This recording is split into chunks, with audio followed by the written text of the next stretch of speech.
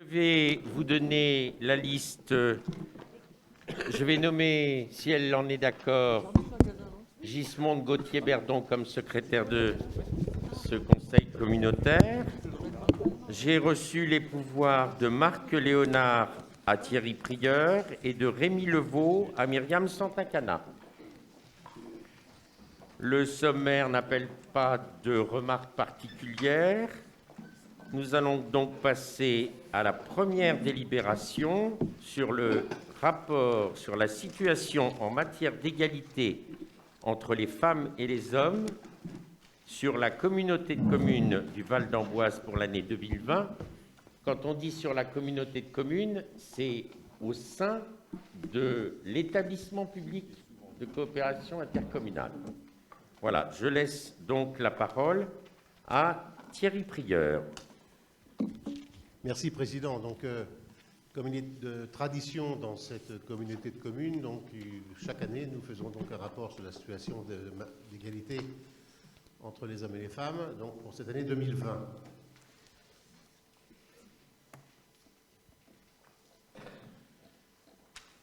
Le rapport, dans son ensemble, se fonde sur la situation des agents au 31 décembre 2020.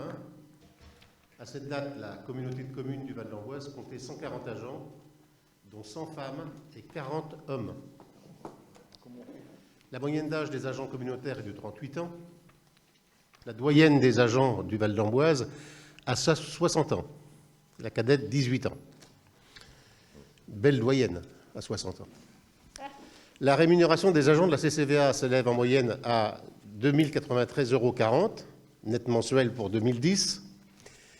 Les femmes sont rémunérées en moyenne 1 945,20 € net mensuel et les hommes sont rémunérés quant à eux 2 241,60 € net mensuel, soit environ une différence de 296,40 €, qui est l'ancienneté plus importante chez les cadres hommes.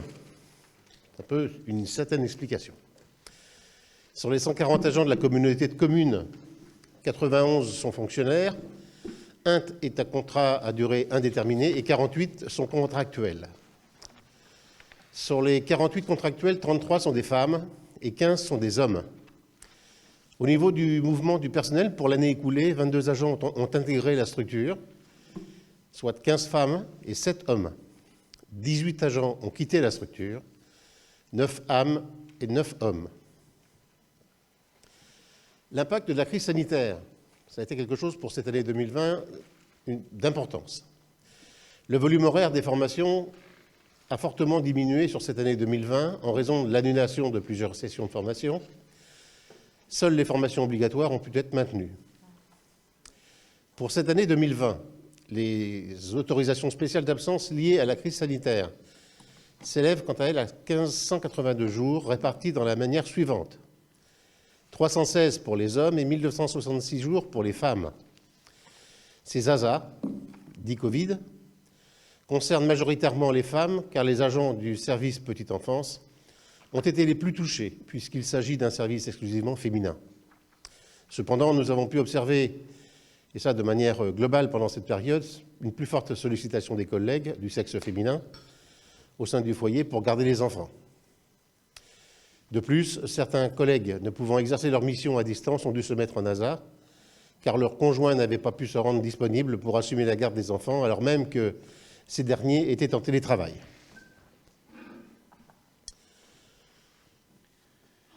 Orientation 2021. En ce qui concerne ces orientations 2021, internes au Val d'Amboise, la conciliation entre temps professionnel et vie personnelle, allongement de congés, paternité, temps partiel, annualisation à l'occasion de la naissance d'un enfant, est mise en place du télétravail. Le recrutement dans le cadre de l'égalité professionnelle, ainsi que de la communication et la sensibilisation des agents sur l'égalité entre les hommes et les femmes. Sur le territoire du Val d'Amboise, il y a eu une adhésion au protocole départemental de prévention et de lutte aux violences faites aux femmes.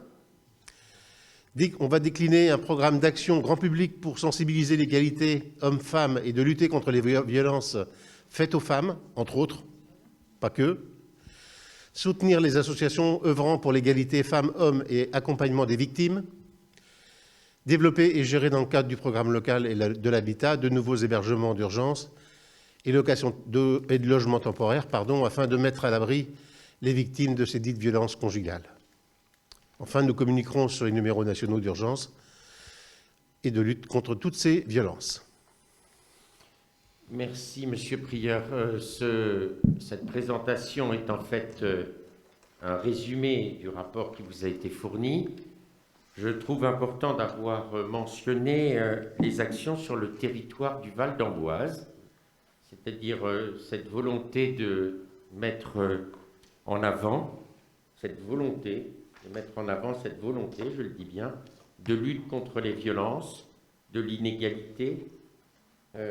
Et nous aurons, avec un certain nombre de vice-présidents et vice-présidentes, des actions à mener dans ce sens, puisque nos territoires, qu'ils soient semi-urbains ou ruraux, ne sont pas à l'abri de violences intrafamiliales, de violences faites aux femmes, et pas simplement physiques, parfois psychologiques, parfois verbales, même parfois entre élus, ça existe, les violences verbales envers les femmes, et c'est quelque chose que je combattrai et que nous combattrons sur notre territoire.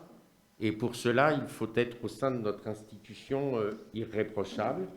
C'est pour ça que d'ailleurs, sur un certain point de gestion des ressources humaines, des décisions concernant ces points ont très vite été prises, puisque la violence n'est pas acceptable dans une collectivité territoriale ou dans un établissement public. En tout cas, c'est ce dernier point que nous avons souhaité rajouter est d'une importance sans nom, surtout dans cette période de la Covid-19 qui n'arrange rien à cette pression que connaissent parfois des couples avec des enfants ou même parfois des liens de voisinage qui deviennent très périlleux. Voilà. Avez-vous des questions sur ce rapport? Madame Sandra Guichard, peut-on fournir un micro à Madame Guichard? Merci Frédéric.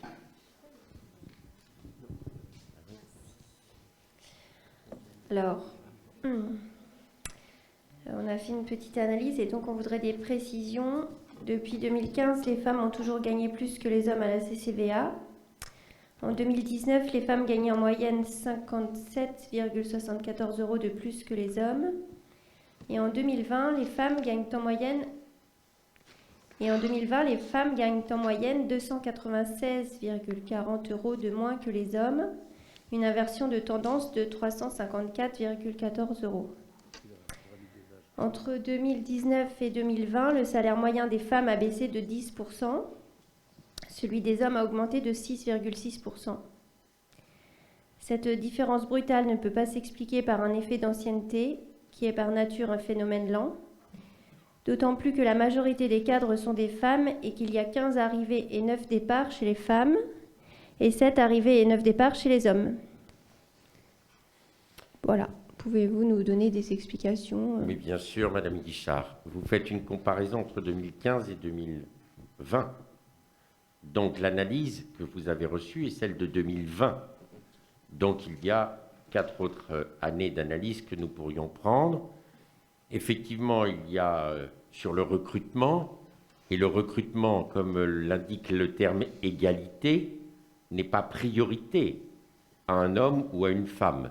C'est l'égalité, justement, de pouvoir recruter un homme ou une femme en fonction du profil de poste, en fonction des compétences, et en aucun cas, il y a une volonté, quelle qu'elle soit, en tout cas de ma part, depuis bientôt 9 mois, de faire des recrutements plutôt sur certains types de profils féminins ou plutôt sur certains types de profils masculins. Comme vous l'avez vu sur la petite enfance, il n'y a que des femmes qui sont essentiellement des postes, effectivement, de techniciennes.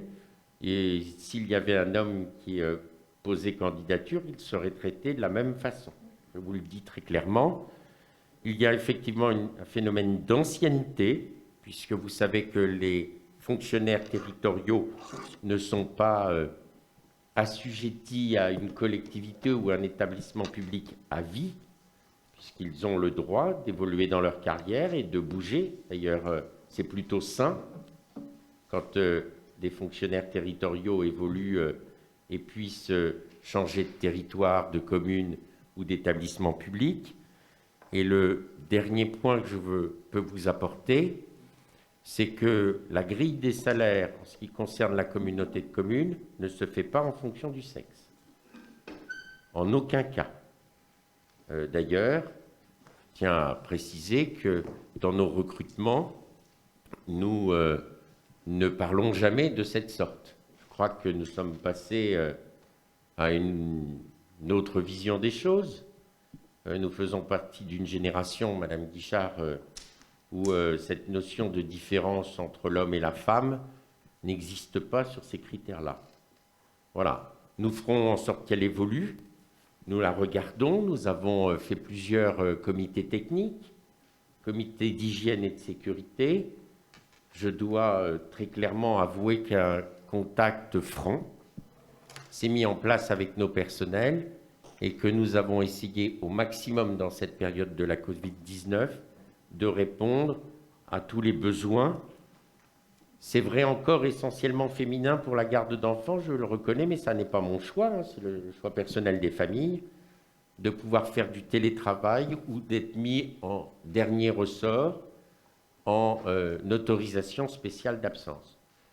Voilà, d'ailleurs, je tiens à dire que la responsable des ressources humaines est une femme et est très attentive, ainsi que notre directeur général des services, qui lui est un homme et père de famille, à la situation de nos salariés.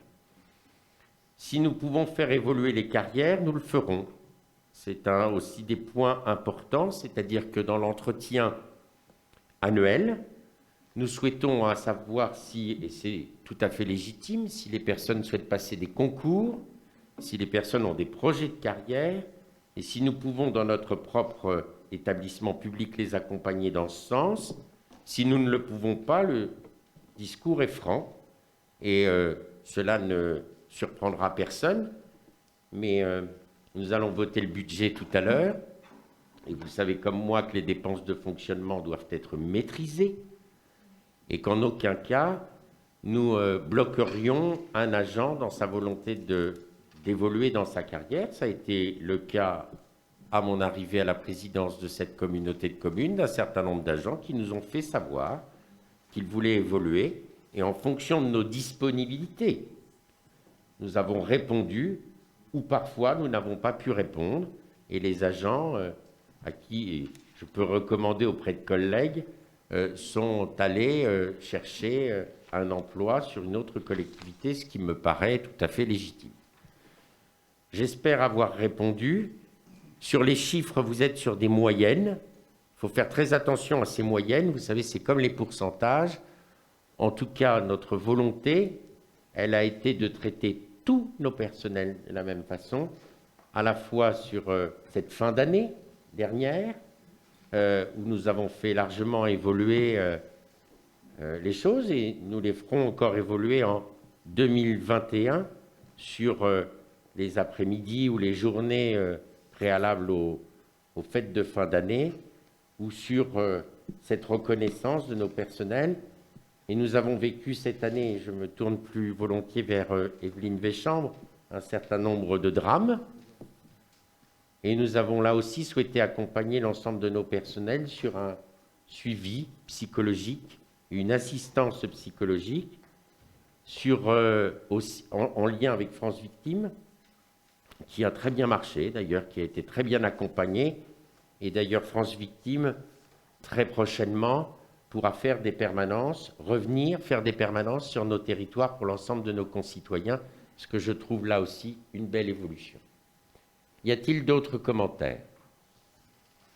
S'il n'y en a pas, je vais vous demander de prendre acte de ce rapport, qui n'engage donc pas de vote, et nous allons pouvoir passer à la délibération numéro 2.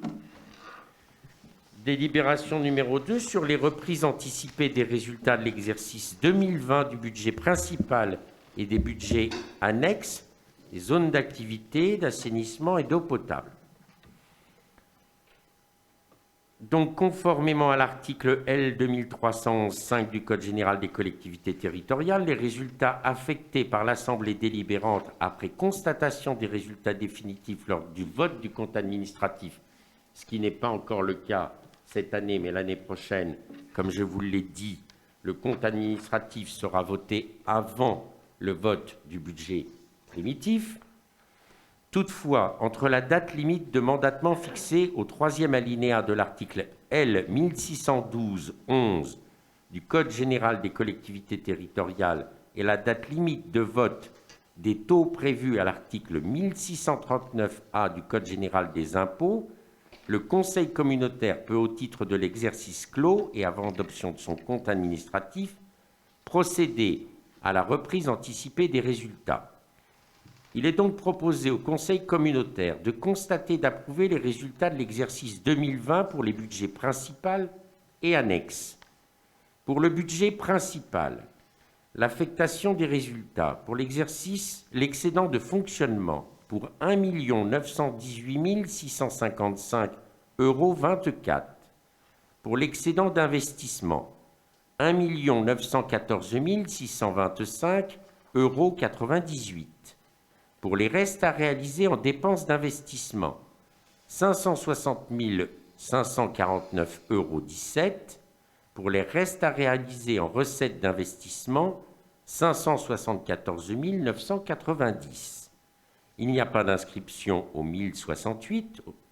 Une inscription au R002, au résultat de fonctionnement reporté, pour la même somme que l'excédent, soit 1 918 655,24 €. Un excédent au R001, soit le résultat d'investissement reporté, pour 1 914 625,98 €. Et enfin, un excédent global de clôture pour le montant de 3 833 281,22 €.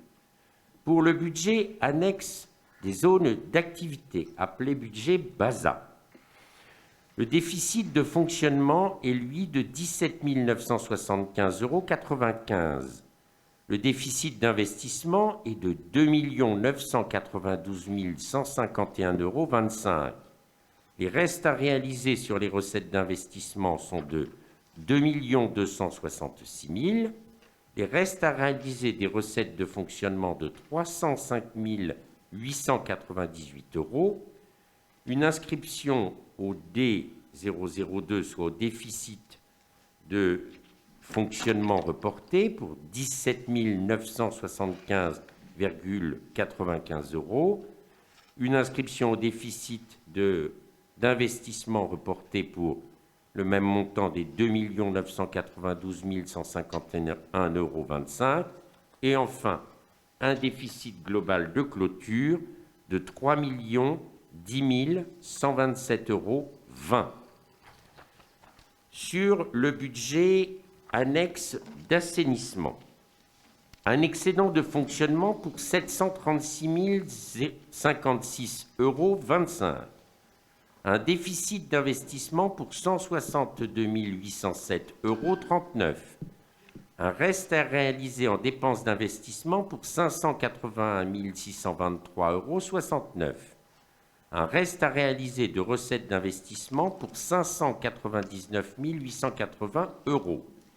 Une inscription au 1068 de 144 551,08 €.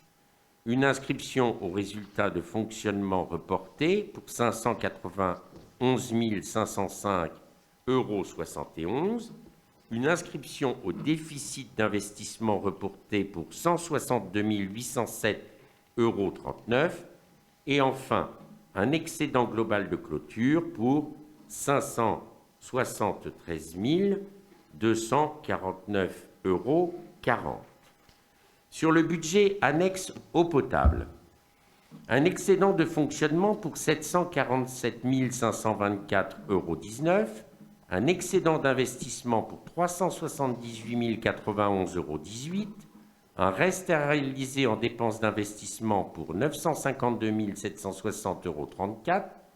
un reste à réaliser en recettes d'investissement pour 470 000 euros. Une inscription au 1068 pour 104 669,16 euros. Une inscription au résultat de fonctionnement reporté pour 642 855,03 euros. Une inscription au résultat d'investissement reporté pour 378 091,18 euros.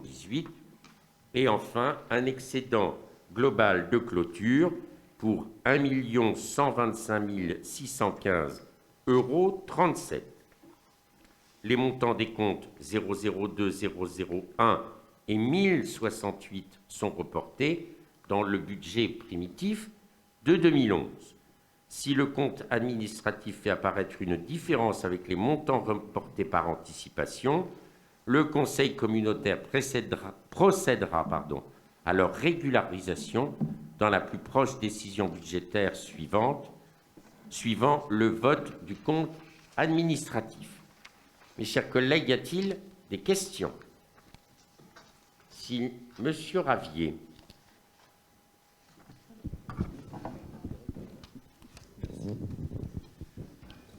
Merci, Monsieur le Président, pour cette lecture qui n'est pas rigolote, mais c'est un passage obligé en cette soirée de budget. Petite question concernant le budget principal. Vous évoquez, et c'est dans le compte administratif, enfin ce sera, j'imagine, dans le futur compte administratif, un excédent global de clôture à hauteur de 3 833 281,22. Est-ce que vous pouvez nous donner le détail ou le pourquoi d'un tel excédent qui représente à peu près 10% du budget principal? Le détail, vous l'aurez lors du compte administratif. Bien sûr, je ne peux pas vous le donner ce soir. Certes, mais les grandes lignes. En tout cas, c'est la volonté d'une excellente gestion sur le fonctionnement. Vous le savez, c'est quand même quelque chose qui me tient avec l'ensemble des vice-présidents à cœur, de ne pas dépenser notre fonctionnement n'importe comment, d'avoir été très rigoureux. Sur la partie, effectivement, des investissements, vous le savez comme moi, cette année 2020 est une année différente, si c'est le moins qu'on puisse dire. Une année qui a bloqué un certain nombre d'investissements, qui a d'ailleurs aussi bloqué un certain nombre de dépenses en fonctionnement. Vous l'avez vu dans le rapport d'égalité entre les femmes et les hommes, sur les formations, sur toutes ces notions, puisque nous sommes une communauté de communes aussi qui apporte du service. Vous remarquerez que la gestion de l'enfance et de la jeunesse n'est pas simple. On le vit encore en ce moment avec les périodes de reconfinement, ce qui a eu bien sûr des impacts sur notre budget de fonctionnement et sur notre budget d'investissement. Ces points-là, vous les verrez, puisqu'on en parlera lors du budget primitif. Nous avons aussi souhaité, et je ne le cache pas, être prudent sur ce deuxième semestre de 2020, sur l'engagement des dépenses, puisque, vous le savez comme moi, un certain nombre de grands travaux ont été lancés, sont en cours. On ne va pas discuter à chaque fois ces travaux, ils sont en cours, ils sont là, il faut les poursuivre. Et nous avons, par contre, vu un certain nombre d'entreprises ne pas pouvoir répondre dans les délais aux engagements de travaux. Voilà, en tout cas sur le compte administratif. Et j'apprécie d'autant plus votre question que c'est l'intérêt de voter le compte administratif le même jour que le budget primitif. On clôt l'exercice, on regarde, on a la photographie de ce qui a été fait l'année précédente, et on peut, comme ça, engager un nouveau budget avec cette photo, et on comprend mieux pourquoi on fait des choix sur des budgets primitifs sur l'année suivante. Voilà ce que je peux vous dire, Monsieur Ravier. Y a-t-il d'autres questions? S'il n'y en a pas, je vais vous demander de voter sur ce cette reprise anticipée des résultats et on le fait l'ensemble. On peut faire l'entièreté des budgets ensemble, c'est mieux. Et donc je vais vous demander d'approuver les résultats de l'exercice 2020 pour le budget principal et les budgets annexes. Qui a des votes contre? Un vote contre, Madame Guichard. Qui s'abstient? Il n'y a pas d'abstention. 3 abstentions. Et l'ensemble de l'Assemblée, moins ces 4 voix, vote donc pour. Je vous remercie, mes chers collègues. Délibération numéro 3. Sur le vote des taux de cotisation foncière des entreprises, la CFE, et les taux fonciers non bâtis. Je vous évite les vues des articles et des différentes délibérations. Je vous informe simplement qu'il y a eu un avis favorable du bureau communautaire le 6 avril 2021 et un avis favorable de la commission des finances le 8 avril 2021. Il vous est proposé d'approuver pour l'exercice 2021 les taux suivants. La cotisation foncière des entreprises au taux de 22,11%, pas d'évolution par rapport à 2020, conformément au pacte financier et fiscal de solidarité. La taxe foncière non bâtie, 2,51%, là aussi, pas d'évolution par rapport à 2020, conformément au pacte financier et fiscal de solidarité. Donc les 2 taux restent les mêmes qu'en 2020. Y a-t-il des questions? S'il n'y a pas de questions, je vais mettre aux voix. Qui est contre? Qui s'abstient? Je vous remercie de ce vote à l'unanimité. Délibération numéro 4. Vote du taux de la taxe d'enlèvement des ordures ménagères, dite TOM, pour 2021. Afin de contribuer à l'équilibre du budget du SMIC-TOM, qui est le syndicat mixte intercommunal de traitement des ordures, de collecte et de traitement des ordures ménagères, pour l'année 2021, une hausse des taux s'avère nécessaire. Pour la zone d'Amboise, le taux était à 7,59% en 2020 et doit passer à 8,73%. Pour la zone 2, de Cangé, Chargé, Nazelles-Négron, Neuilly-le-Lierre, Noisé, Possé-sur-Cisse, Saint-Règle, Souvigny-de-Touraine, Montreuil-en-Touraine, Maune, Limeray, Lussau-sur-Loire et Saint-Ouen-les-Vignes, le taux était à 11,96% en 2020 et vous est proposé à 13,75%. Quelques explications s'avèrent nécessaires. Vous avez eu sur la table le communiqué de presse qui a été fait par les 11 présidents d'EPCI du département d'Indre-et-Loire. Toutes les communautés de communes d'Indre-et-Loire vont être obligées cette année d'augmenter leur TOM ou leur ROM, c'est-à-dire la redevance d'enlèvement des ordures ménagères. Pourquoi? Le communiqué vous l'indique. 3 raisons essentielles, et ceux qui siègent au SMIC-TOM s'en sont bien rendus compte. Un coût supérieur de la collecte, du contrat de collecte, puisque notre compétence s'avère en 3 points, la collecte, la valorisation et le traitement. En ce qui concerne la collecte, effectivement, nous avons passé un nouveau marché au SMIC-TOM, même si nous avons négocié au mieux, je le crois, nous sommes quand même sur une augmentation. Sur la valorisation de nos ordures ménagères, nous sommes face à un effet qui est là aussi national, et je pense même plus que national.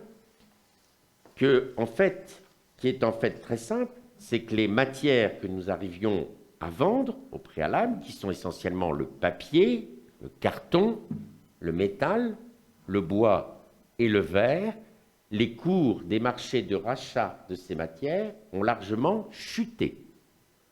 Je disais il y a quelques années que dans, je pense maintenant, peu de temps, nous serons quasiment obligés de payer pour que l'on vienne chercher ces déchets sur nos territoires. Ce marché du recyclage est à saturation, malheureusement, et nous en sommes doublement victimes. Plus de recettes, mais quand même la volonté de continuer à valoriser ces matières importantes. Le troisième point, c'est le traitement. Le traitement sur notre territoire, nous adhérons à Valeco. Valeco avec qui nous avons eu des débuts difficiles, qui est une structure qui est installée dans le Loir-et-Cher, qui couvre 3 grands territoires, Aglopolis, le Vendômois et notre SMICTOM, Amboise, Bléré, Château-Renaud. L'année passée, quand nous avons passé le budget, nous avions reçu de Valeco un budget surprenant quelques jours avant le premier tour des élections. Et quand nous sommes arrivés à la tête du SMICTOM, puisque nous avons fait ce choix de gouvernance, les 3 présidents de communautés de communes qui couvrent ce SMICTOM, nous avons remarqué un budget de Valeco qui nous paraissait astronomique. Après première rencontre avec Valeco, nous sommes rentrés dans une négociation de révision de ce budget. Il s'avère que j'ai participé de très près à cette négociation et nous avons réussi à faire descendre le budget de 750 000 €. Il y a eu une étude par KPMG sur les budgets de Valeco qui se sont avérés, cette étude s'est avérée probante puisqu'elle remet en cause la constitution d'un certain nombre de points de demande de financement aux partenaires de la structure elle-même. Je vous passe les détails des dettes, de certains amortissements et de certains engagements financiers de remboursement à Aglopolis qui nous posent toujours d'ailleurs des grandes questions sur même le budget 2021, puisque je ne vous cache pas que nous nous sommes abstenus à ce budget de Valeco. Mais la négociation continue, les relations sont devenues, je pense, plus apaisées, en tout cas en ce qui concerne cette partie incinération. La deuxième partie qu'on appelle le bac jaune, qui sont les papiers et un certain nombre d'emballages, eux sont traités au Mans.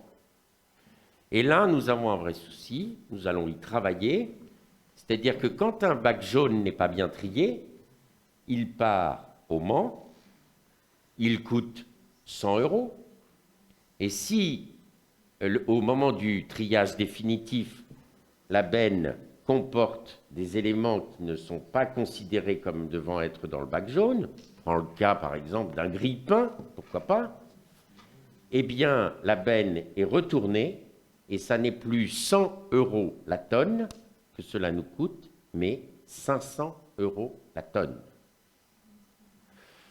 Donc nous avons décidé de travailler au SMICTOM sur cette pédagogie du triage, du recyclage, et je ne vous cache pas le plaisir que j'aurai à annoncer, je pense, dans quelque temps sur notre territoire, même d'une recyclerie.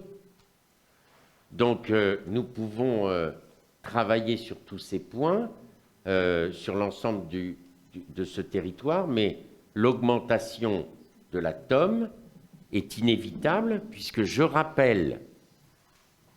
rappelle, que le financement du budget des ordures ménagères ne peut être financé que par la TOM. En 2020, nous avons été obligés de prendre sur notre budget général, notre budget principal, 350 000 € pour arriver à l'équilibre. Cette notion est acceptable quand c'est en cours, en parcours, pour équilibrer, Mais quand nous préparons notre budget, elle n'est pas concevable.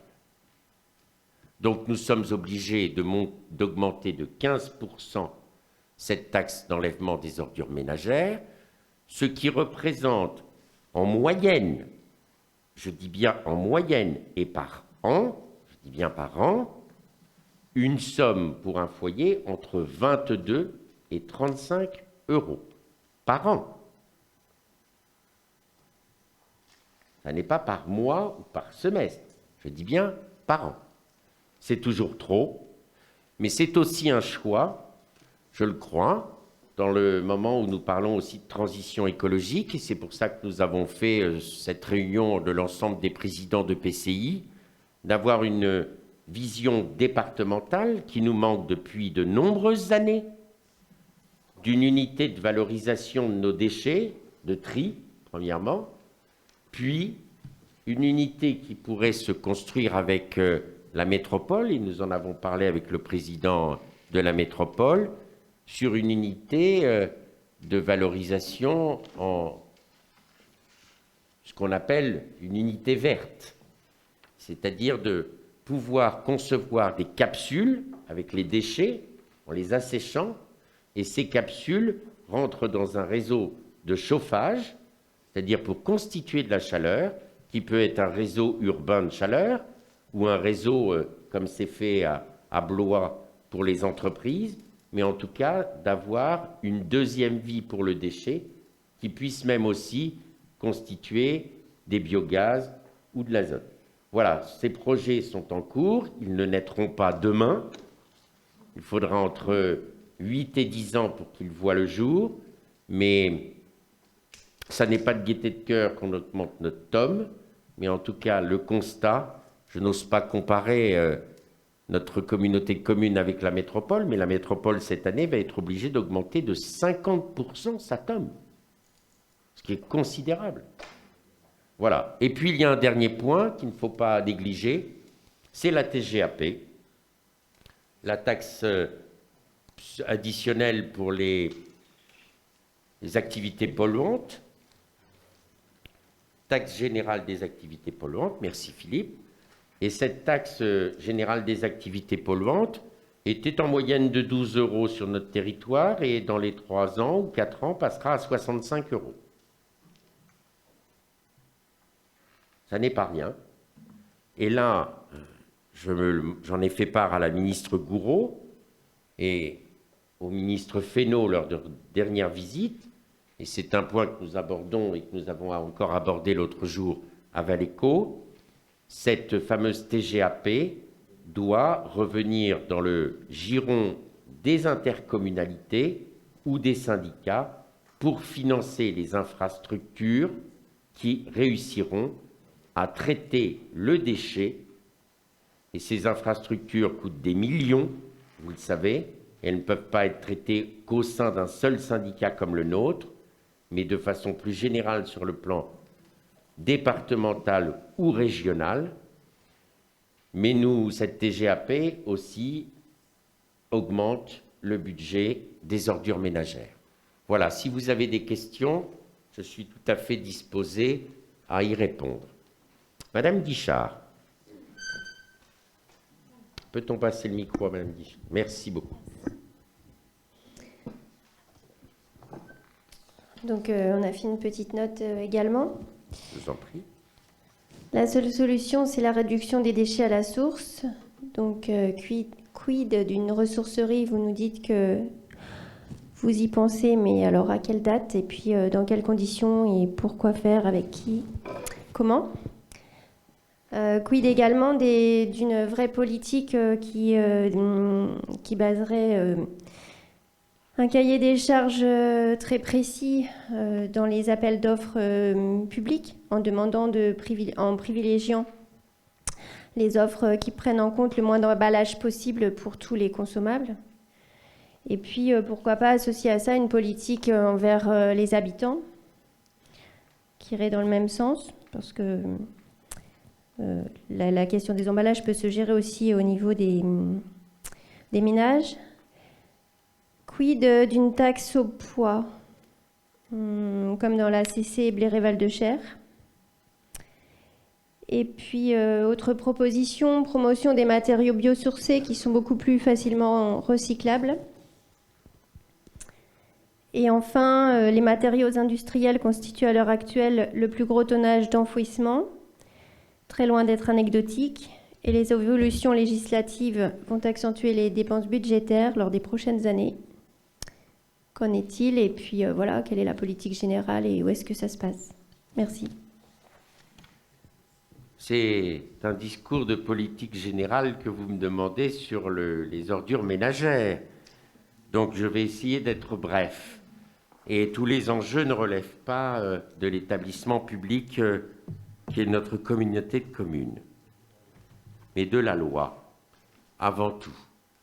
Si je prends, je vais revenir dans le sens inverse de vos questionnements. L'enfouissement. Sur notre département, en 2026, l'enfouissement sera terminé. Et tant mieux. Ça n'est pas une solution. On se rend compte que sur les sites du Lochois, le site du Lochois entre autres, il n'y a pas que les déchets de l'Indre-et-Loire qui sont enfouis. Et ça n'est pas la meilleure des solutions, je suis d'accord avec vous. Donc cette option de l'enfouissement s'arrêtera très vite dans notre département, mais il faut trouver d'autres solutions. C'est pour ça que nous travaillons, l'ensemble des présidents de communautés de communes, sur ce sujet. La promotion des matériaux biosourcés. Vous avez sans doute, comme moi, le regard attentif sur la presse nationale, et vous savez que, et je le dis souvent, que des travaux avec des bâtiments biosourcés, c'est un surcoût supplémentaire entre 25 et 40%. C'est un choix, on le fait souvent, mais il faut pouvoir le tenir financièrement, même si dans le cadre du contrat de relance et de transition écologique, il est plus facilement subventionné.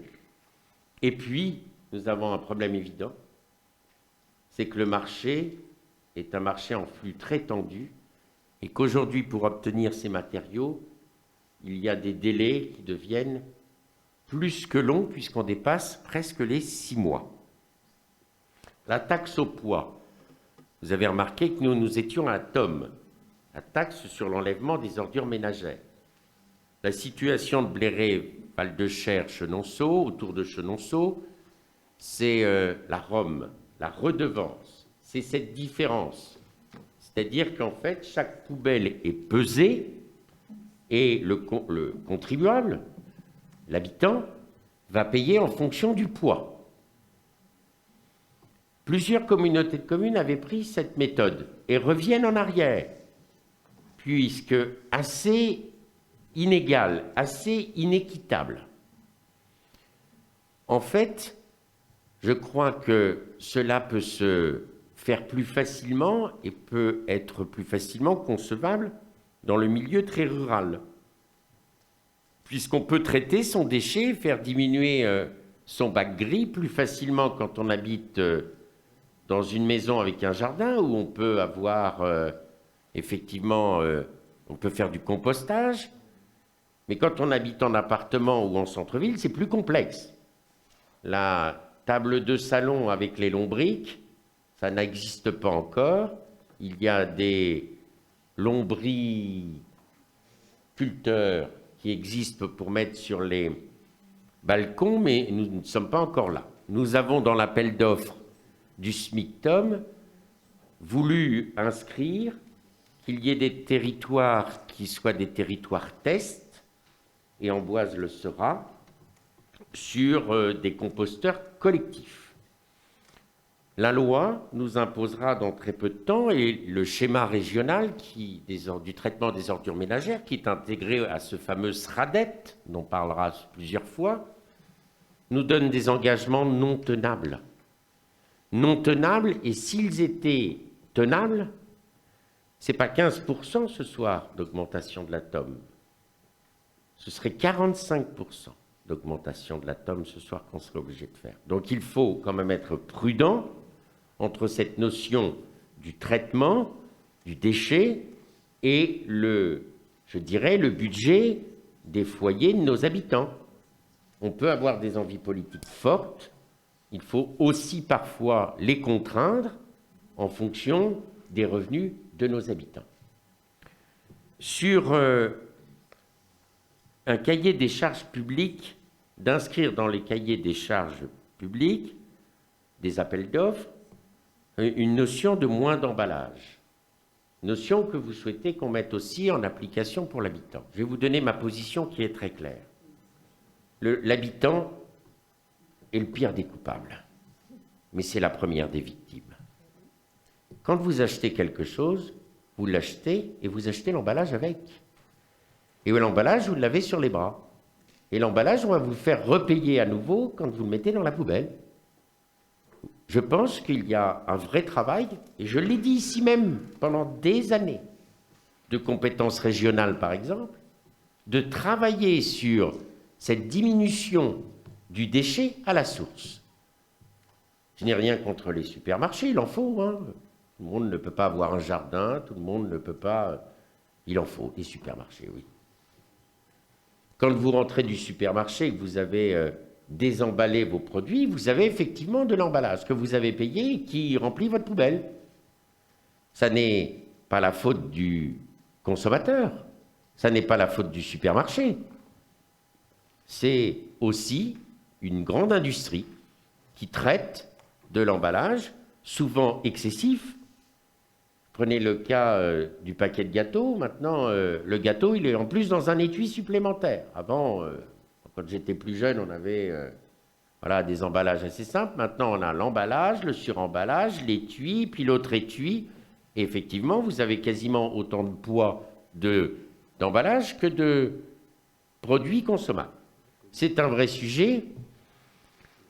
La communauté de communes du Val d'Amboise peut se faire de lance en interdisant sur son territoire, mais je ne sais pas de quel droit, toute cette notion de suremballage.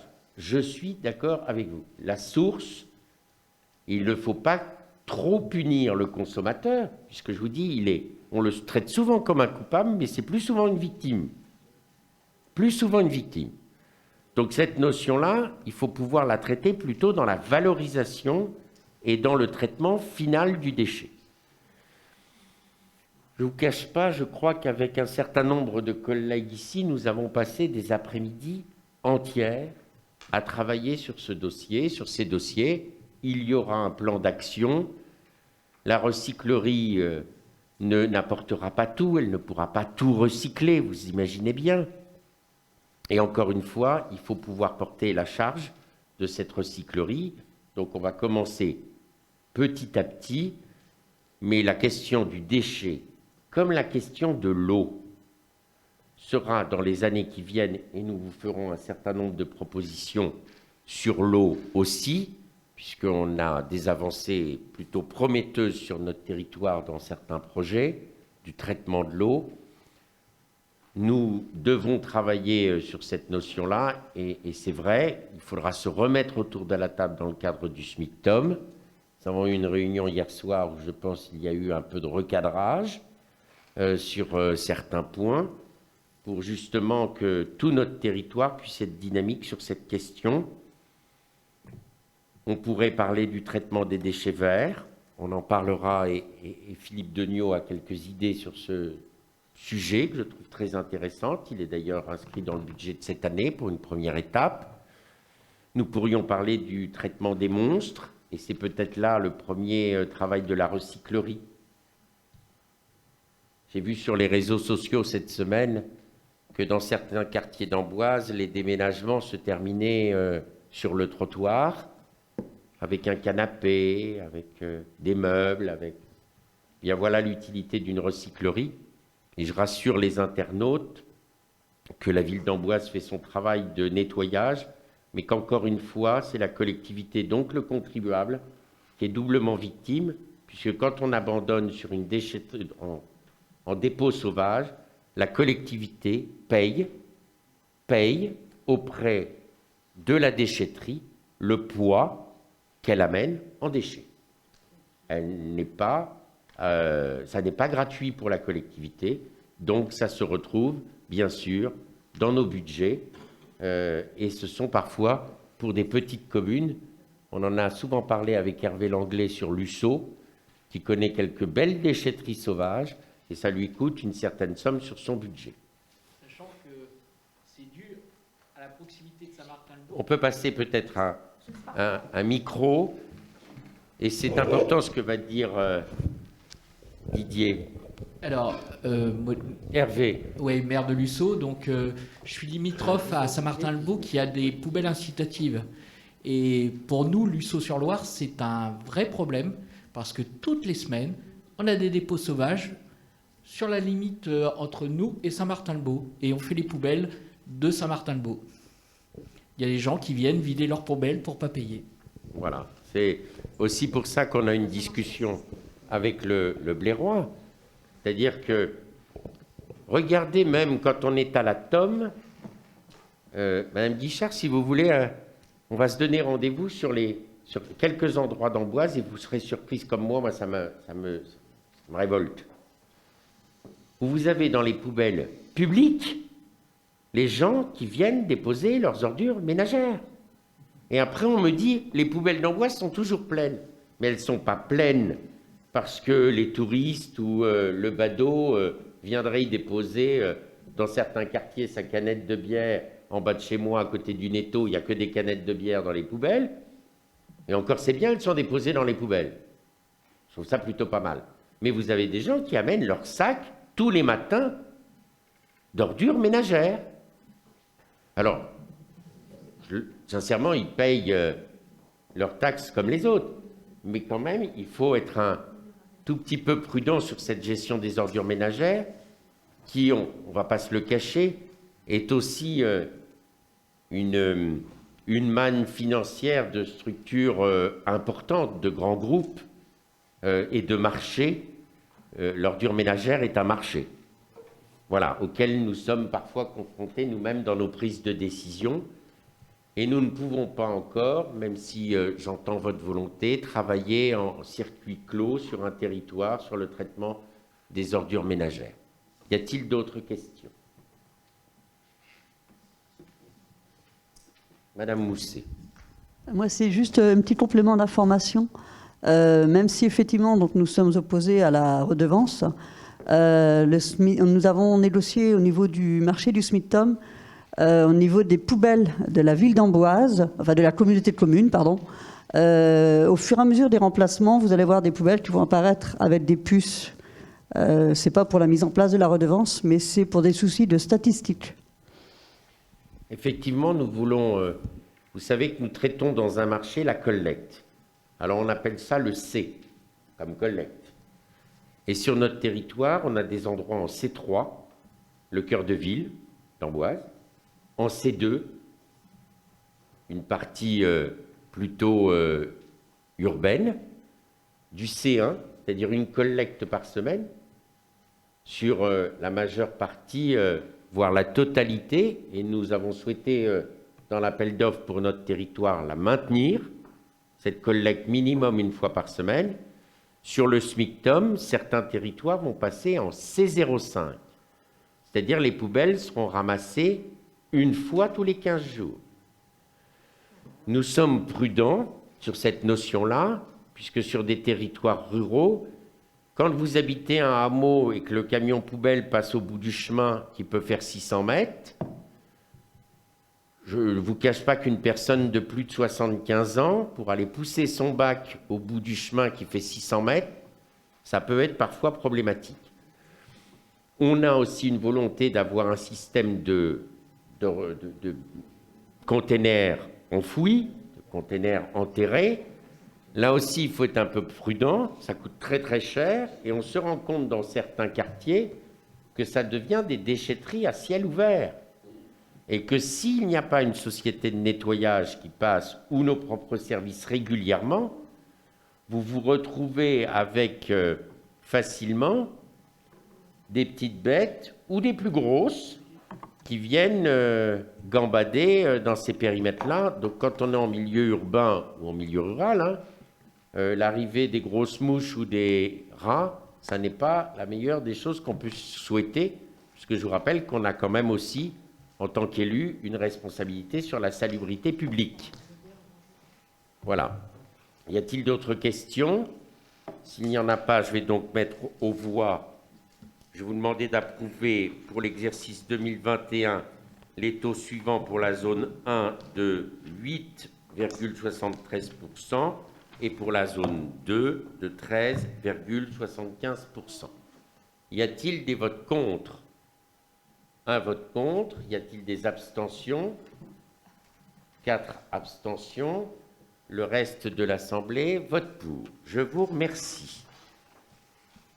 En tout cas, je tiens à vous dire, après ce vote, à saluer le travail qui a été fait par l'ensemble des élus des 3 Comcom pour remettre ce SMICTOM en droite ligne, ce qui n'a pas été simple, ce qui ne veut pas dire que c'était mal géré, puisque c'était un nouveau syndicat, mais que nous y avons passé beaucoup de temps et que nous avons encore à y gérer beaucoup de dossiers. Nous allons passer à la délibération numéro 5 sur le vote du budget principal. Vous avez reçu en annexe une présentation sur une explication de ce budget principal et de ces budgets annexes. Elle était dans la liasse des documents qui vous a été envoyée. Et ce soir, vous avez en plus une synthèse de présentation. J'allais dire, on a fait une synthèse de la synthèse. Hein. Mais le vote d'un budget, c'est 4 budgets. Le vote de cette synthèse de la synthèse est pour vous rendre les choses plus simples, de compréhension et surtout d'approche. Voilà, il n'y a pas d'éléments supplémentaires. Excusez-moi, Oui, Monsieur le Président. Oui, Madame Santacana. C'est quand même dommage qu'on découvre ça ce soir, vous voyez. Alors, effectivement, c'est une synthèse de la synthèse.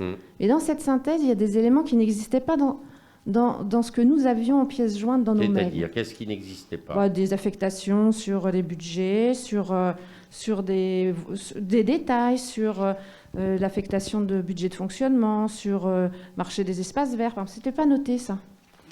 Donc, alors pourquoi on retrouve le même mode de fonctionnement exactement qu'au conseil municipal du vote du budget du mois dernier, où sur table, on a découvert de nouveaux documents. C'est pas gênant. Alors, j'imagine qu'on va quand même intellectuellement voter avec ce que vous nous avez envoyé par mail et pas le nouveau document.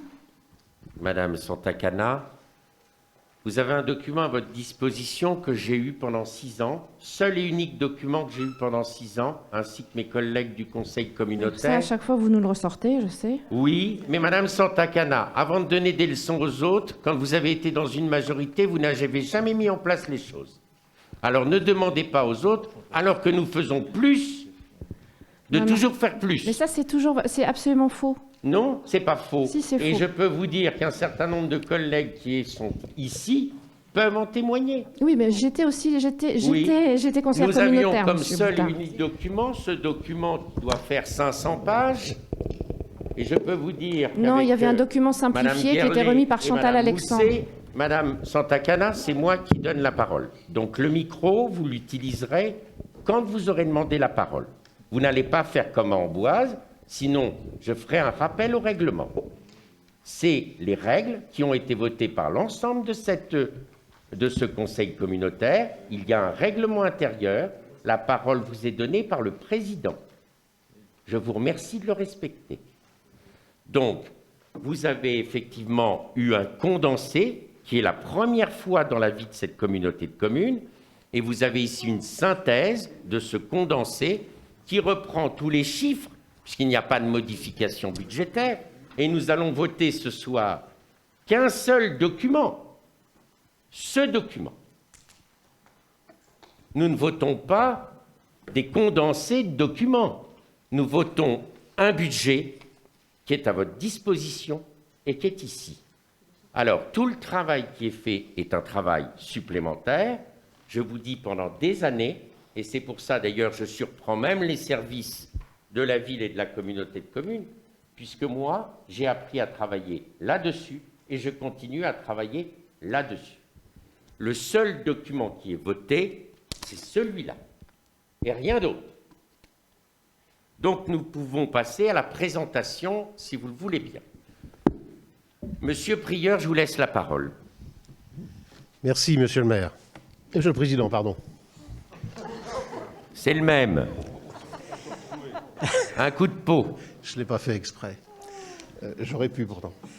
Non, je crois que ce que nous pouvons rappeler, Monsieur le Président, pour la remarque qui vient d'être faite par notre collègue, c'est que ce travail a été élaboré également et vu en bureau communautaire le 6 avril dernier et voté. Et que la Commission des finances également, et je n'ai pas vu grand monde d'ailleurs dans la Commission des finances du 8 avril dernier. Donc, c'est un préambule que je souhaitais formuler. En ce qui concerne ce budget principal 2021, donc nous avons un budget de 32 901 148,41 € qui se représente comme tel. Présentation schématique sur les opérations d'ordre et en tenant compte du résultat reporté.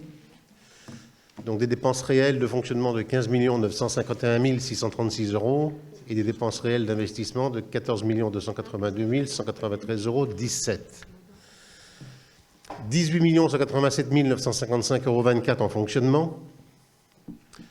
En autofinancement, 836 319,24 € et en autofinancement, donc 836 319,24 € également.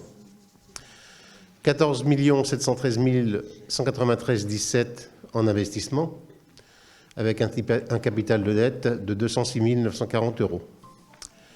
L'autofinancement permet donc de recouvrir le remboursement du capital de la dette et une partie des dépenses d'investissement, soit une dépense réelle d'investissement de 13 721 644 € et des recettes réelles d'investissement de 10 411 247,95 €. Concernant les recettes de la communauté de communes du Val d'Amboise sur les impôts et taxes. Autres impôts locaux, code supplémentaire, en 2021, en prévisionnel, donc 50 000 €. Nous avions notifié 40 817 € en 2020, ce qui nous fait un écart de 9 183 €. Les taxes de tornue ménagère, donc 2 955 000 contre 2 478 000 en 2020, avec un delta de 476 100 €. Les taxes FNJR, donc 314 448 € et sur 2020, 314 689 €, soit un delta de 241 €. Pardon. Cotisation sur la valeur ajoutée des entreprises, 1 436 628 € contre 1 506 015 en 2020, avec un écart de 150 387 €. Une imposition forfaitaire sur les entreprises de réseau, 113 000 contre 113 628 en 2020, soit un écart de 628 €. Une taxe sur les surfaces commerciales de 400 000, 2020, 405 305 avec un écart de moins 5 300 €. Attribution de compensation, 254 600 € et une notifiée 2020, 272 123 € avec un delta de 17 663 €. Les taxes foncières d'habitation, CFE, y compris les fractions de TVA, 5 650 571 € contre 2020, 5 639 293 €, soit un delta de 11 278. Et la taxe de séjour, 70 000 € et contre 90 000 de prévu en 2020, avec un delta de 20 000 €. Ce qui nous fait un total de 11 244 107 € contre 10 550 670 €. Un delta donc de 313 337 €. En ce qui concerne les recettes de la communauté de communes du Val d'Amboise, les dotations, sont... Il y a deux dotations. Celle... Pardon, madame ? Oui. Qui est quoi comme erreur, madame Guichard? Non, c'était bien 11 200... La deuxième colonne, c'est pas... Enfin, je sais pas. C'est 10 Oui, c'est ça. 950 000. Ah bah, j'ai pas compris, pardon. C'est pas grave, je vous en prie. Dotation L'écran pour est loin, 2021. mais ça va encore. En ce qui concerne la dotation d'intercommunalité, donc on voit cette évolution, donc, enfin cette diminution plutôt, de 2014 à 2021. Donc je ne vais parler que de 2021. Donc nous sommes à 252 911, alors que nous étions en 2014 à 691 618, et une dotation de compensation donc en 2021 d'1 365 049, alors que nous étions à 1 587 450 en 2014, ce qui nous fait un total d'1 617 960 pour 2 279 068 en 2014. Concernant les recettes de la communauté de communes du Val d'Amboise sur l'évolution du produit attendu de l'ATOM en 2021, plus 15%. Donc sur Amboise, on est sur une base 2021 de 15 34 673. Les autres communes, 11 948 713. Le taux de TOM donc, pour Amboise à 8,73% pour 2021. Les autres communes, 13,75%. Des produits attendus pour 2021, donc d'1 312 526,95 pour Amboise et 1 642 948,04 pour les autres communes. Pour rappel, en 2020, nous avions produit 1 124 590 pour Amboise et 1 418 242 pour les autres communes. Le taux de rappel pour 2020 étant, quant à lui, à l'époque de 7,59 pour Amboise et 11,96 pour les autres communes, soit un total attendu pour 2021 de 2 955 474,99 € pour, rappel, 2 542 832 pour 2020.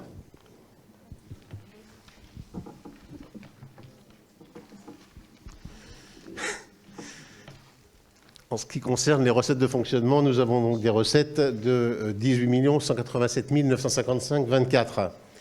Donc, en ce qui concerne les recettes de fonctionnement, donc, il y a sur les différents postes une atténuation de charges sur 2021 de 100 000 €, soit moins 2,91%.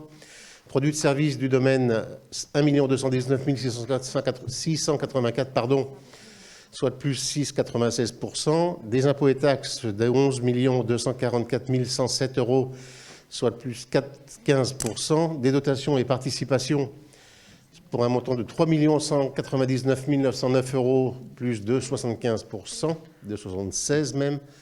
Autres produits de gestion courante, 225 600 €, avec inférieur à 0,57%, pas de produits financiers, pas de produits exceptionnels, une opération d'ordre d'amortissement de 280 000 € pour 15,70%, et un solde d'exécution reporté pour 1 918 655,24 €, soit moins 7,94%, ce qui nous fait un total de 18 187 955,24 €, soit plus de 72%.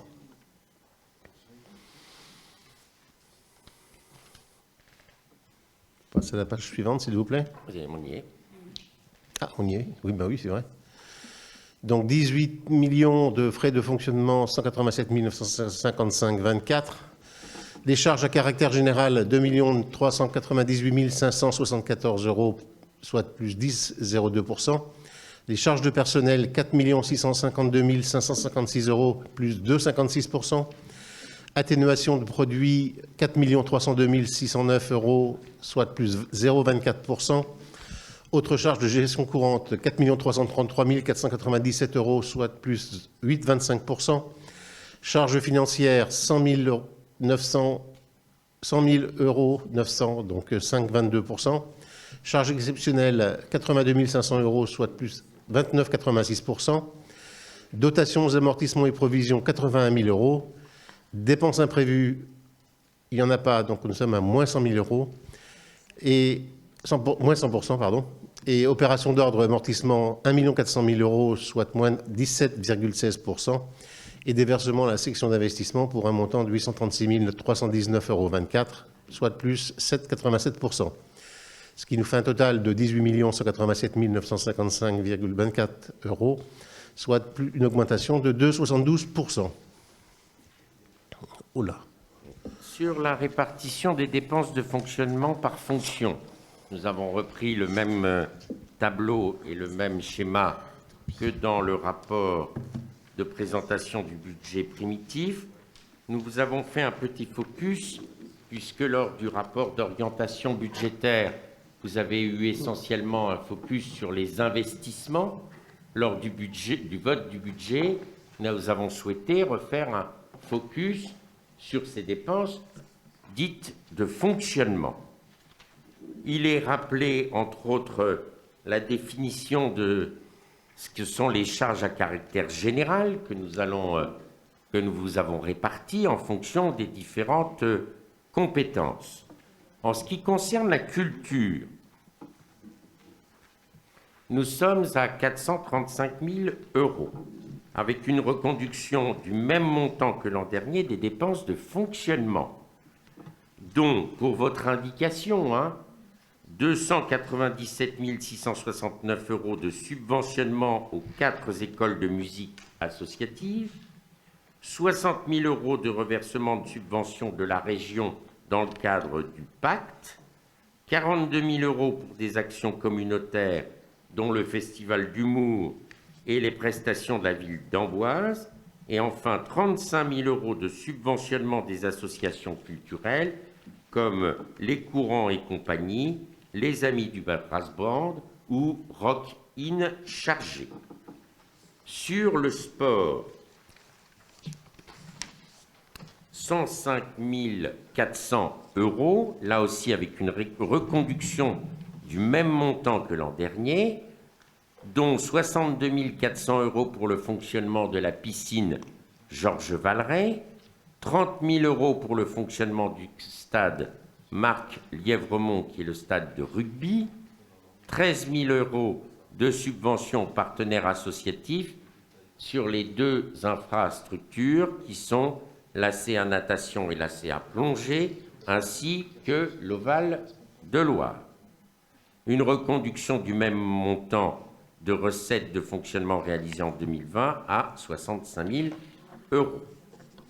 Enfance-jeunesse, 618 000 €, toujours sur ces charges à caractère général, avec la reconduction du même montant que l'an dernier des dépenses de fonctionnement, soit 513 000 € pour les 5 accueils de loisirs sans hébergement, le club ado et les dispositifs jeunesse, 105 000 € pour les 2 multi-accueils et les relais d'assistantes maternelles qu'on appelle les RAM.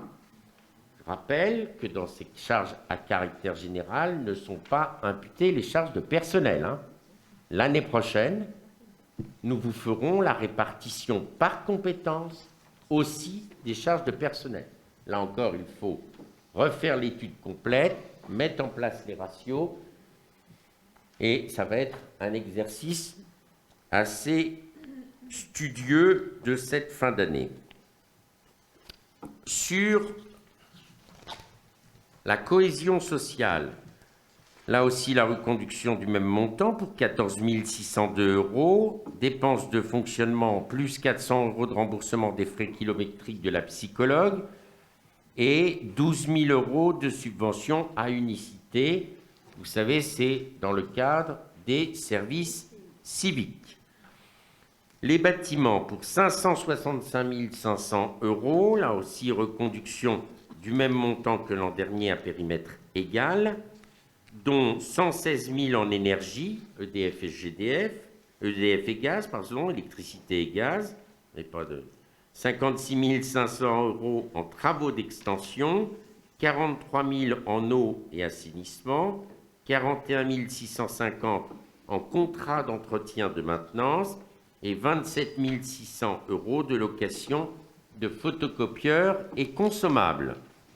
Sur l'habitat, 128 000 €, là aussi avec la reconduction du même montant des dépenses de fonctionnement, 65 000 € pour l'accueil des gens du voyage, 34 000 € de subventionnement pour le lassage, appelé encore par certains le foyer des jeunes travailleurs, 12 700 € de contribution au Fonds de solidarité logement, le fameux FSL, dont nous vous avions parlé puisque on prend la partie la plus haute, qui est une subvention au conseil départemental. En fait, c'est un abondement au fonds départemental.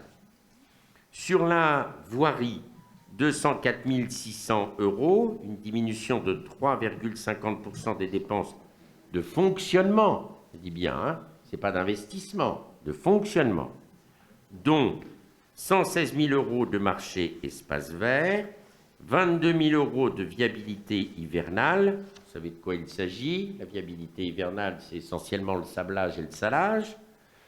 20 000 € de maintenance préventive, entre autres sur les feux tricolores.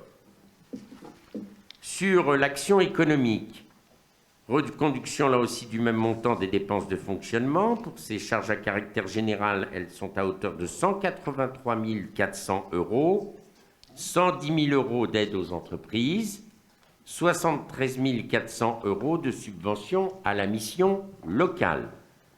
Sera questionné en 2020, puisqu'il a été mis un groupe de travail de vice-présidents et de conseillers délégués afin de re-questionner le règlement d'aide aux entreprises.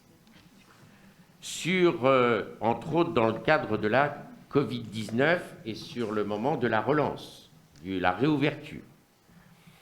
Sur le tourisme, 136 000 € avec une augmentation de 3,7% des dépenses de fonctionnement, avec 111 000 € pour l'office de tourisme, c'est la quote-part qui est due sur la taxe de séjour intercommunale. Je tiens à rappeler que, on le verra au compte administratif, mais cette année, la recette de taxe de séjour n'est pas de ce montant, mais nous avons fait le choix de maintenir le versement à l'office de tourisme sur son montant d'origine, qui est quand même un effort assez conséquent sur nos finances, mais qui nous paraît essentiel. 10 000 € d'études pour le changement des statuts de l'office de tourisme, puisqu'il y a une évolution à avoir sur notre territoire, entre autres sur l'office de tourisme. Un questionnement est en cours. Cette étude aura lieu. Aucune décision au jour d'aujourd'hui est prise. Pour preuve, il y a l'étude. Sinon, ça ne sert à rien de faire une étude si on a déjà pris sa décision. Voilà. Sur l'informatique, des dépenses de fonctionnement pour 2020 de 63 000 € qui étaient à 63 000 € et qui passent en 2021 à 98 000 €. Une augmentation des dépenses dues à une évolution du périmètre puisque nous intégrons de nouvelles structures et l'achat d'abonnements de licences supplémentaires avec l'achat de nouveaux matériels pour le télétravail. Et je crois qu'on peut le dire, une certaine modernisation de notre outil informatique dans notre EPCI.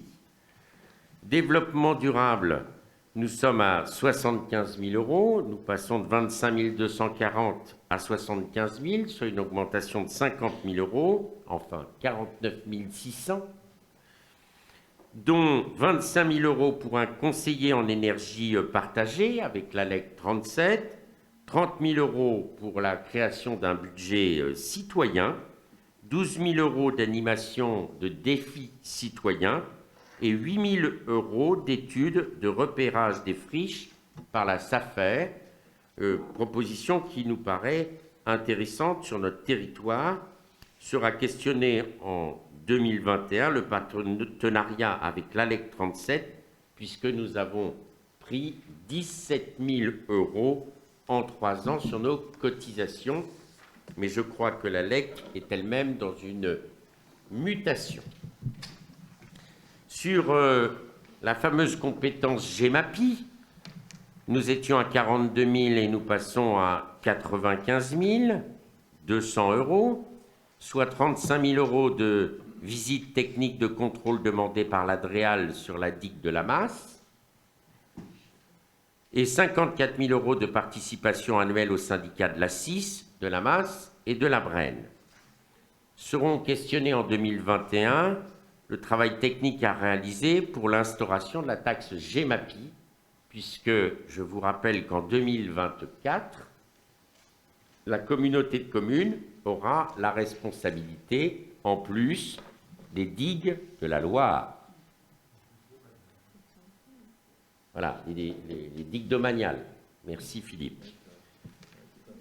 Voilà sur cette partie de fonctionnement, en tout cas sur les charges. je répète bien, à caractère général.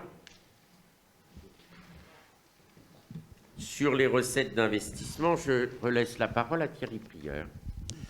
En ce qui concerne les recettes d'investissement, donc nous sommes sur un montant de 14 713 193,17 €. Subventions d'investissement reçues donc pour 2021, 2 501 695 €, soit une augmentation de 23,32%.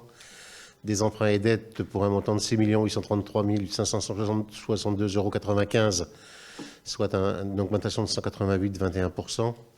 Immobilisation corporelle, il n'y en a pas, donc c'est un delta à 0, pas à 100%. Dotation de fonds et diverses réserves, 500 000 €. C'est le FCTVA, en fait. Hein. Oui, tout à fait. En ce qui concerne, il n'y a pas de produit de cession d'immobilisation. Il y a un virement de la section de fonctionnement pour un montant de 836 319,24 €, soit une augmentation de 7,87%. Des opérations d'ordre d'1 400 000 € pour inférieur à 17,16%. Opération patrimoniale de 151 000 €. Un solde d'exécution reporté donc d'1 914 625,98 € que nous avons vu, ce qui nous fait une diminution de 49,05%. Un rare donc de 574 990 €, soit un total, comme je le disais tout à l'heure, de recettes d'investissement en augmentation de 28,54% pour un montant de 14 713 193,17 €. Je vais apporter quelques compléments, mon cher collègue. Allez-y, Monsieur le Président. Le rare, c'est le reste à réaliser, bien sûr. Oui. Dans le rapport d'orientation budgétaire, nous faisions état, comme vous le voyez sur la ligne 16, d'une prévision d'emprunt à 7,2 millions. Après affinage, bien sûr, de notre préparation de budget, nous sommes sur un marquage à 6,8 millions. Je le dis et je le redis, la vocation qui est la nôtre, c'est de faire en sorte qu'il soit le moins élevé possible. Donc pour ça, la seule façon de le faire baisser, c'est d'avoir de la recette supplémentaire ou de la subvention supplémentaire. Sur la subvention supplémentaire, nous y reviendrons sur cette partie, d'ailleurs la partie suivante. Si vous me permettez, je vais un peu la commenter, puisqu'il y a des éléments supplémentaires à rajouter qui sont arrivés très récemment, si ce n'est il y a quelques jours, mais qui ne peuvent pas être inscrites dans le budget primitif, puisque les notifications ont été faites il y a moins de 5 jours, c'est-à-dire à la date limite de l'envoi auprès des conseillers communautaires. Donc nous avons 800 000 € de déciles supplémentaires pour la rénovation énergétique de l'opération du patrimoine culturel Saint-Maurice, qui a été une négociation avec l'État au mois de octobre, dont je suis plutôt content puisque nous sommes la communauté de communes qui a eu la plus forte dotation en déciles complémentaires. Un montant de 851 900 € de la région Centre dans l'opération du centre aquatique dans le cadre du contrat régional de solidarité territoriale, c'est-à-dire une décision qui a été prise il y a déjà quelques années, c'est le reliquat. 210 000 € de DETR pour l'opération du centre aquatique, là aussi c'est du reliquat. Nous avons donc 200 000 € supplémentaires sur le F2D, c'est-à-dire le Fonds de solidarité départementale, pour le Fonds de développement départemental. C'est pour ça qu'il y a 2D d'ailleurs.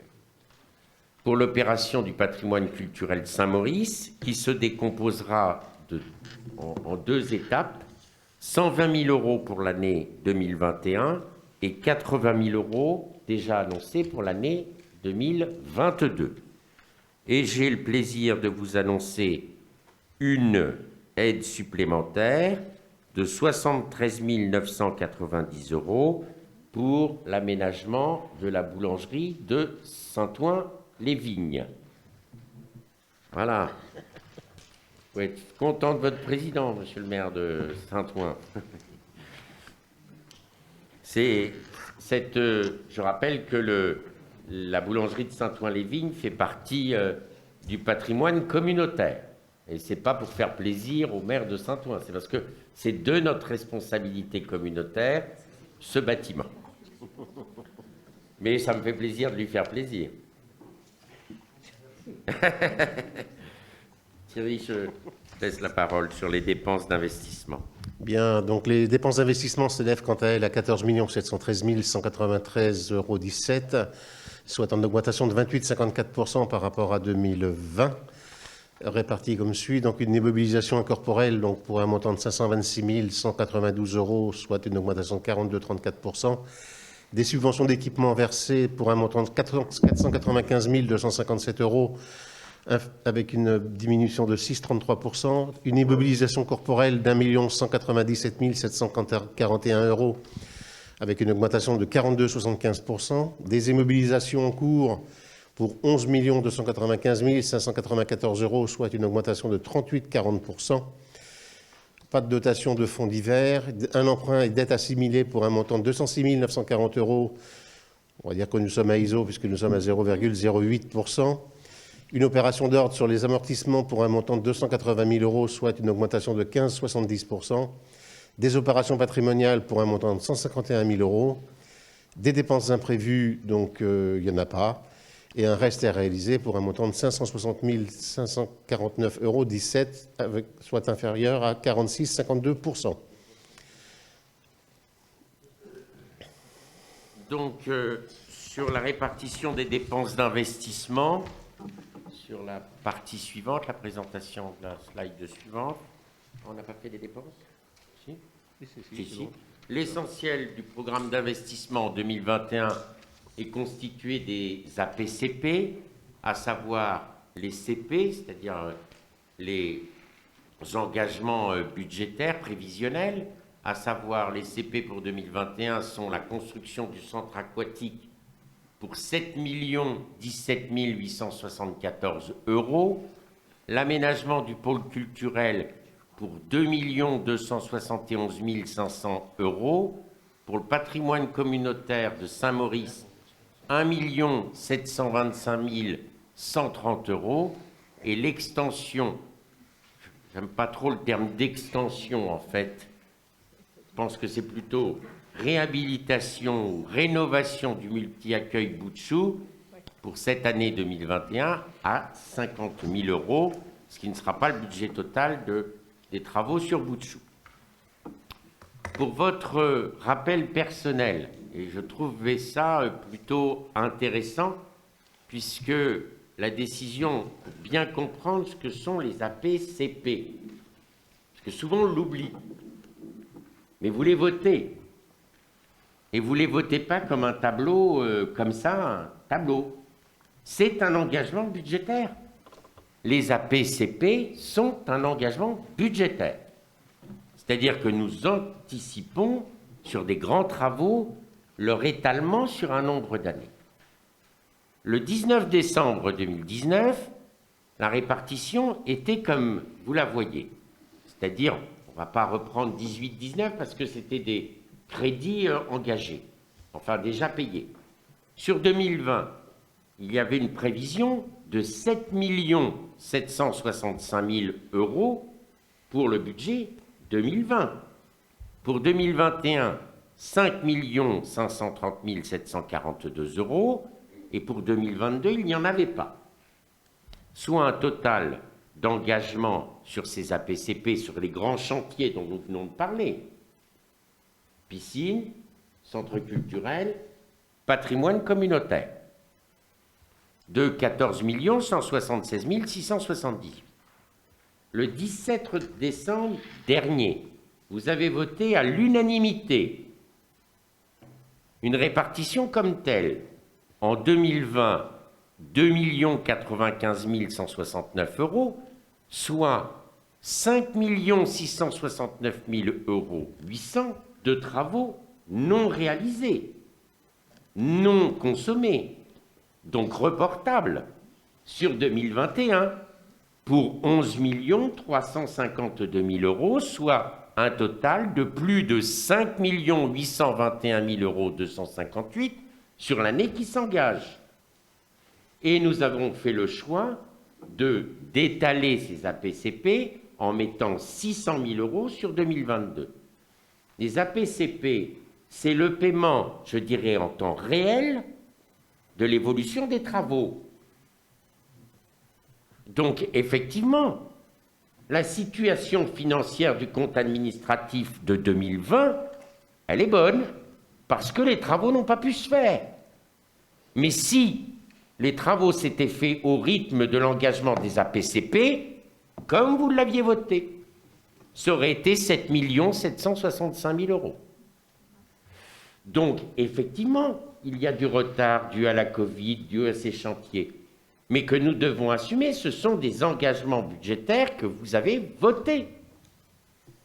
Donc, je vous le dis très clairement, le 17 décembre 2020, il vous a été présenté ce tableau, qui n'est que l'introduction de ce qui se passe dans notre budget d'investissement.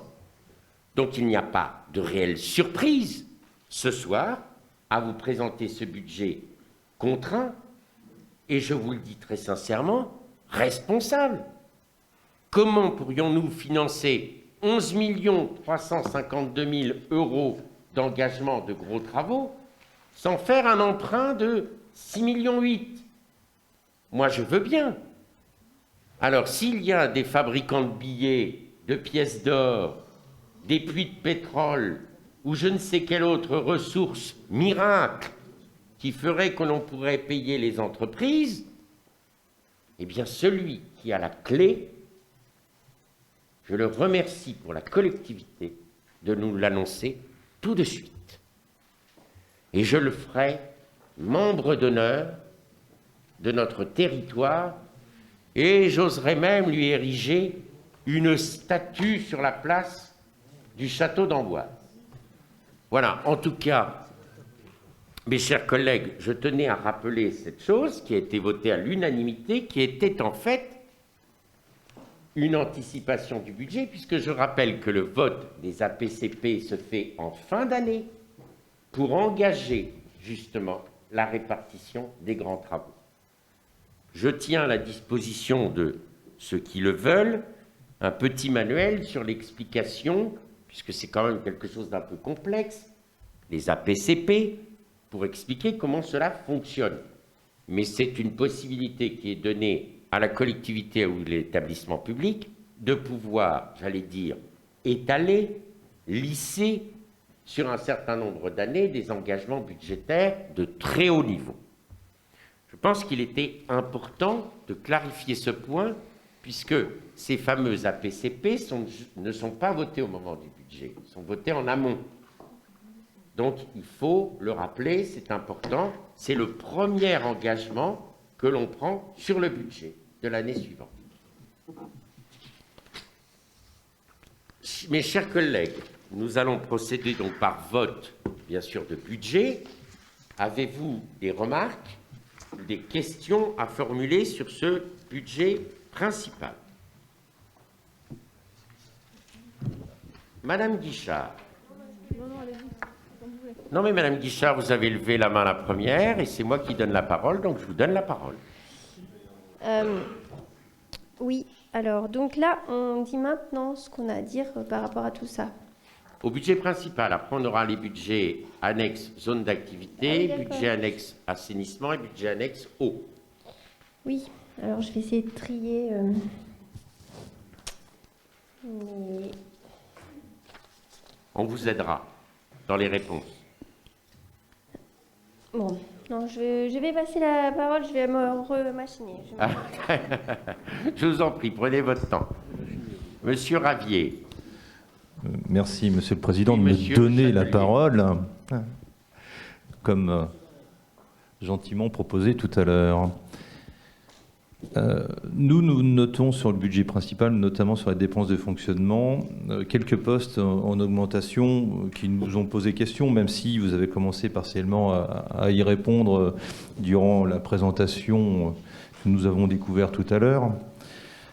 Les charges à des caractères général, c'est vrai, plus 200 000 euros, mais ça a été commencé, donc vous l'avez dit. Mais les charges de personnel, plus 120 000 euros, qui nous semble, somme toute, une charge non négligeables, plus 120 000 euros, et des autres charges de gestion courante, où là, l'explication vaudra peut-être, il nous faudra nous la donner de façon un petit peu plus détaillée. Autres charges de gestion courante à plus 300 000 euros. Voilà. Donc on souhaitait avoir quelques explications sur ça, et puis après je redonnerai la parole, si vous nous le permettez, à Myriam Santacana. Je donne la parole dès qu'on la demande dans les règles, comme c'est inscrit dans le règlement intérieur.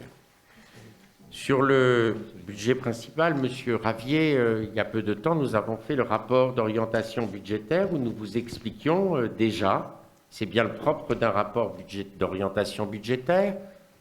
Le rapport n'est pas là pour faire un document, c'est déjà l'entrée en matière, l'introduction préalable d'un budget primitif.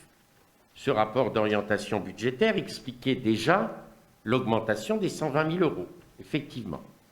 120 000 euros qui sont dus, mais je me répète bien volontiers, à l'ouverture d'un nouvel ALSH à Amboise, entre autres pour gérer une difficulté qui, jusqu'à maintenant, ne l'avait pas été, puisqu'il n'y a pas de sélection à l'entrée des enfants dans nos ALSH, et nous avons été contraints, au tout début de l'été, d'ouvrir un nouvel ALSH, puisque nous avions 60 enfants qui n'étaient pas pris en charge. Donc nous avons ouvert le nouvel ALSH qui se situe à Amboise, dans l'école Rabelais-Richelieu. Le deuxième point, qui n'est pas non plus une surprise, c'est l'augmentation des indices, et puis d'un certain nombre de points, comme on les a déjà votés, entre autres dans les RIFSEP, puisqu'un certain nombre d'agents sont maintenant éligibles au RIFSEP.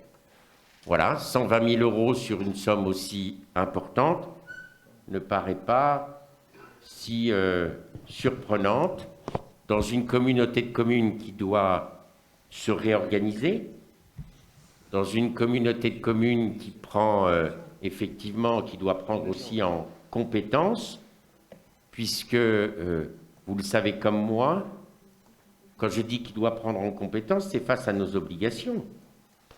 Comment gérer, et c'était une discussion avec Philippe Deniau, entre autres un CRTE, avec 2 agents qui ont déjà un service à gérer.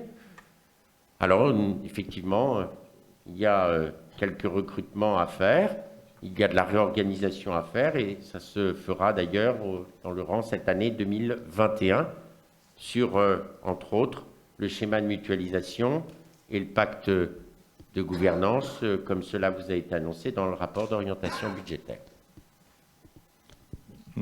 Merci pour ce début de réponse, mais l'autre charge de gestion courante, plus 300 000 euros, je n'ai pas le souvenir ou je n'ai pas entendu d'avoir une réponse sur cette hausse de 300 000 euros. Pourquoi? Après, j'ai peut-être pas entendu. Alors non, je n'ai pas répondu sur la deuxième partie, donc je vais y répondre. Merci. Sur les charges de gestion courante, pourquoi 300 000 euros? Je crois aussi que ça a été répondu dans le rapport d'orientation budgétaire, si ma mémoire est bonne. Je reviens sur le montant. Attendez, hop.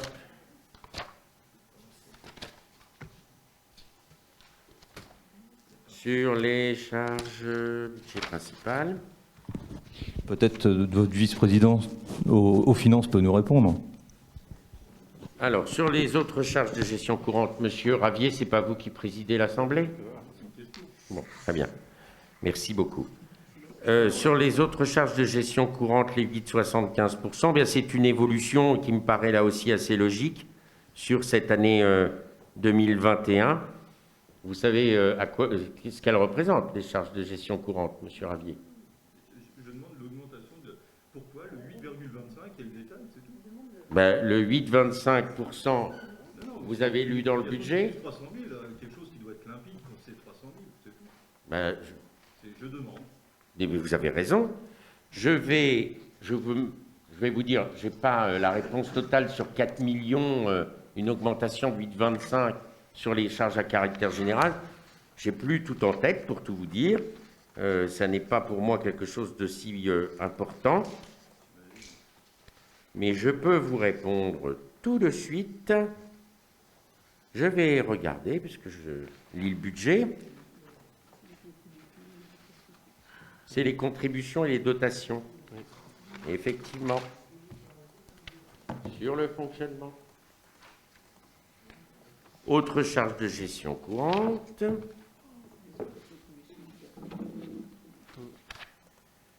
Le numéro 65, si ma mémoire est bonne. Alors, nous augmentons de 300 000 euros sur la partie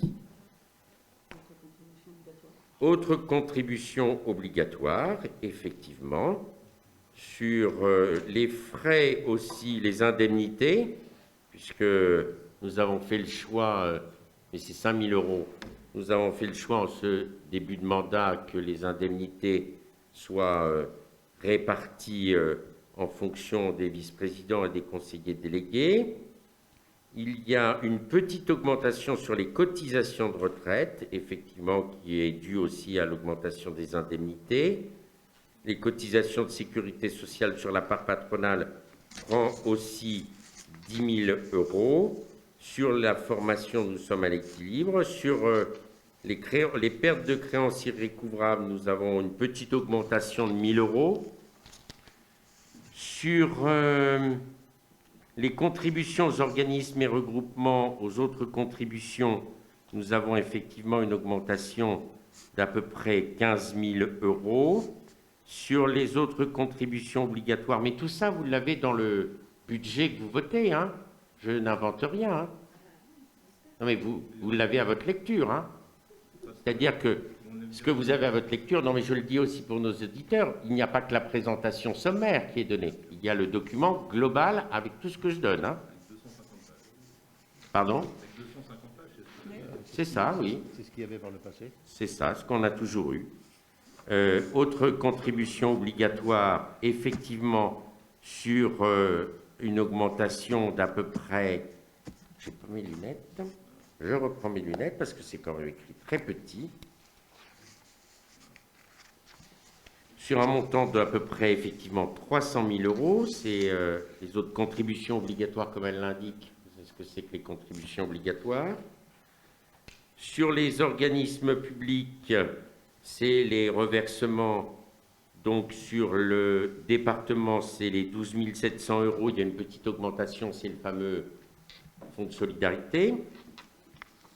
Sur les communes membres du groupement, c'est 10 000 euros. Pardon, sur le CCAS de la ville d'Amboise, on est toujours dans le chapitre 65, c'est 10 000 euros pour la gestion des logements temporaires et des logements prioritaires. Et enfin, là, il y a une diminution sur les subventions aux associations, mais qui est ridicule puisqu'elle est de 600 euros. Voilà, Monsieur Ravier, sur cette augmentation. Monsieur Prieur. Merci. Monsieur Ravier, je voudrais vous rappeler sur un point d'orgue concernant notre organisation qu'il y a des commissions. Et à ces commissions, je pense qu'il est préférable d'y participer que de poser des questions en conseil communautaire. C'est peut-être certes moins spectaculaire, mais en tout cas, c'est plus efficace. Donc je pense qu'il est important que vous participiez aux commissions, ce qui nous éviterait de tenir de la longueur sur nos comités conseils communautaires. Je vous remercie énormément, monsieur le vice-président, mais vous savez que lorsque les commissions